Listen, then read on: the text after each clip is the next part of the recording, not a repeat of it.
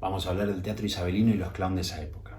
Bueno, empecemos por el principio. Teatro isabelino se llama el grupo de obras que fueron hechas durante el reinado de Isabel I, que fue la reina de Inglaterra en la segunda mitad del siglo XVI. En inglés es Elizabethan Theatre. En Inglaterra ese fue un momento de cambio, porque lo que había era teatro religioso que se fue abriendo hacia un teatro cortesano que se hacía en universidades y un teatro popular, ¿no?, que iba a dar un montón de autores y obras, una gran producción. Bueno, el siglo XVI, a finales del siglo XVI, empieza a generar teatros en Londres, empiezan a construir teatros públicos y estables. Esto de estables ahora parece una obviedad, pero en ese momento había muchos escenarios improvisados. Durante el reinado de Isabel I se construyen teatros de madera, los más famosos eran The Swan o The Globe, que eran teatros generalmente circulares y tenían un patio central al aire libre. Bueno, el aire libre en un país como Inglaterra, donde llueve mucho, obligaba a hacer temporadas con el buen tiempo, ¿no?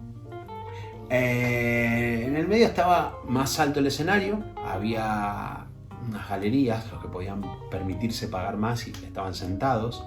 En las galerías tenían distintos niveles, había torres detrás donde se anunciaba con trompetas el comienzo del espectáculo. Por otro lado, en la parte de atrás del escenario había una especie de puertas trampa, 2 o 3 puertas con cortinas colgando y otras puertas que permitían a los actores salir, ¿no?, entre los telones y entrar al escenario. Detrás del escenario también había torres con una especie de mecanismo, maquinaria para subir, bajar los actores y al atrezo, los efectos especiales de la época. También había un toldo sobre el escenario, un toldo azul con estrellas que representaba el cielo y para proteger a los actores de la intemperie, me imagino. Los vestuarios que usaban las compañías de teatro isabelinas eran de esa época, reflejaban la moda del momento. Incluso cuando eran temas históricos los que se representaban, los personajes tenían trajes específicos del rol. Por ejemplo, el que hacía de romano se ponía el casco y una coraza sobre el traje típico. Pero el teatro isabelino viene a romper algunas normas clásicas. Por ejemplo, se transgrede en cuanto a las unidades de tiempo y lugar. Se transgrede también el tema de mezclar los nobles con los plebeyos. Se mezcla también en la misma obra el verso con la prosa. Viene mezclada la cosa. Solía haber obras con temas históricos que gustaban mucho al público porque era el pasado del país. Y también se empiezan a mezclar los géneros. Por ejemplo, en una situación trágica aparece un clown.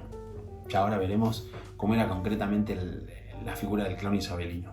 Pero vamos primero a los autores que había. Los principales eran George Chapman, John Fletcher, Christopher Marlowe, Thomas Kidd y William Shakespeare.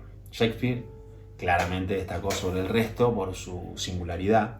Sus obras son probablemente el legado más grande de la literatura inglesa y probablemente uno de los más importantes escritores del mundo, ¿no? Pero ¿qué era lo que lo hacía singular, tan grande?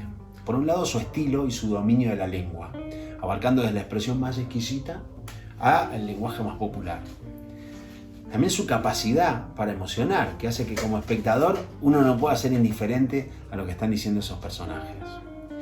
Shakespeare tenía una concepción también del clown como personaje cómico, con intervenciones que sin perder el tono irónico alcanzaba una profundidad filosófica. Shakespeare escribió distintos tipos de obras.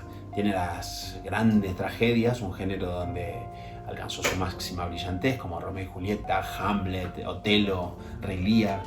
Después tiene obras históricas, como Enrique VI o Ricardo III, con la propia historia de Inglaterra.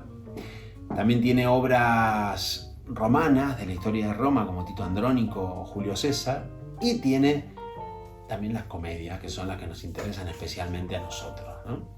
En el punto de partida que usa para las comedias era el enredo clásico, los malentendidos, las intrigas, todo eso es la base, donde Shakespeare muestra la sociedad poniendo en escena distintas clases sociales de la época, ¿no? Tiene varias comedias muy buenas como La fierecilla domada, El sueño de una noche de verano. Y aunque en general Shakespeare usa un tono burlesco, en algunas comedias también aparece la melancolía, lo dramático. La que destaca es La tempestad, una obra donde aparece la fantasía, la magia. Pero bueno, vamos directamente a los clowns. Shakespeare los empezó a enaltecer a los clowns, ¿no? Porque les dio un refinamiento verbal, empezó a poner texto. Hubo varios clowns shakespearianos. Tenemos a Richard Tarton, que suele considerarse como el primer clown de teatro, famosos por sus jigs. Los jigs eran como un pequeño número cómico que venía después de una obra dramática larga.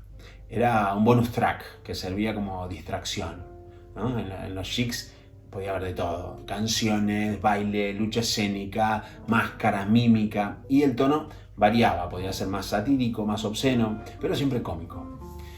Y con improvisación además, que contrastaba con lo otro, porque por un lado estaban los actores que tenían que estudiarse cada línea de texto dramática, y por otro lado venían estos clowns que podían improvisar y decir lo que querían, ¿no? Se saltaban el texto, ¿no? De hecho, se cuenta que a Shakespeare lo ponía bastante nervioso que los clowns improvisaran y se salieran de los textos que él había escrito.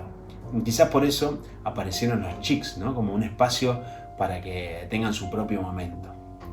Como muestra de esto, hay un texto en Hamlet que dice lo siguiente: que los clowns no hablen más de lo necesario, se ríen de ellos mismos para hacer reír al público.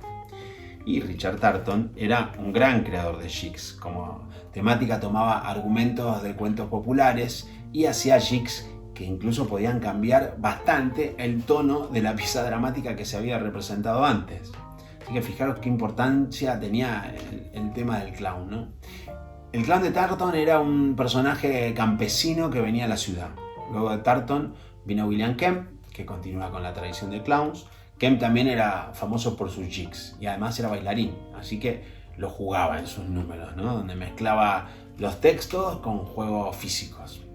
Y a Kemp le gustaba meter groserías, algo que a Shakespeare no le hacía mucha gracia. De hecho, ese texto que leía antes, se dice que de alguna manera era un mensajito de Shakespeare directamente para Kemp, ¿no? Se lo decía, no directamente, pero se lo decía por medio de Hamlet, porque lo considera demasiado grosero para la sutileza, ¿no? del texto. Aunque dicen que en realidad lo que no toleraba Shakespeare era que la gente riera de esas groserías y amase a Kemp. Pero ojo, a ver si Kemp va a quedar ahora como un ordinario. Era un gran clown, un excelente cómico y sobre todo un gran improvisador, que era lo que probablemente no le gustaba a Shakespeare, que se salten sus textos.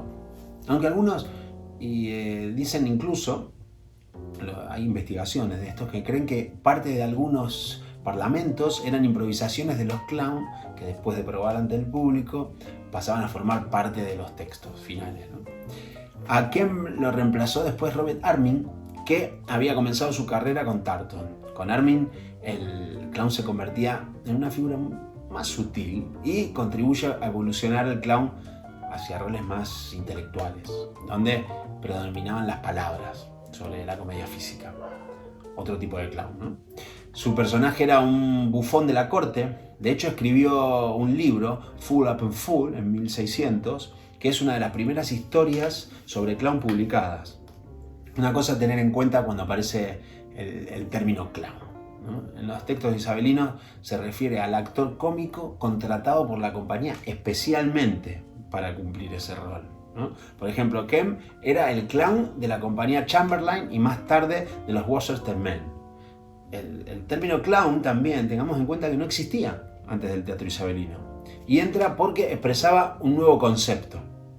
Y por supuesto, como Shakespeare era un innovador constante, no podía dejar a este nuevo concepto estático. Así que el clown va cambiando. ¿Cómo fue la evolución del clown isabelino? Bueno, en principio fue gracias a todos esos actores clown, pero también a Shakespeare, porque al comienzo el clown estaba sometido a caídas, a todo tipo de desgracias, humillaciones, y la comedia física era primordial, ¿no? Pero en la mitad de la carrera de Shakespeare, en la primera mitad, sus clowns tomaron un rumbo distinto, ¿no? Con menos comedia física, más juegos de palabras, otro humor verbal. Porque los primeros clowns, al momento quedaban en evidencia, expuestos por los errores que cometían. Pero los siguientes clowns siguen con sus errores, pero sin saber que el mundo se ríe de ellos. Esto crea un efecto clave en la comicidad. El público se ríe el doble, porque no solo se ríe de los errores, también se ríe porque no reconoce sus errores. Y a principios del siglo XVII, los clowns de Shakespeare cambian una vez más. Ya no son los torpes del primer periodo, pero tampoco los ridículos de la mitad.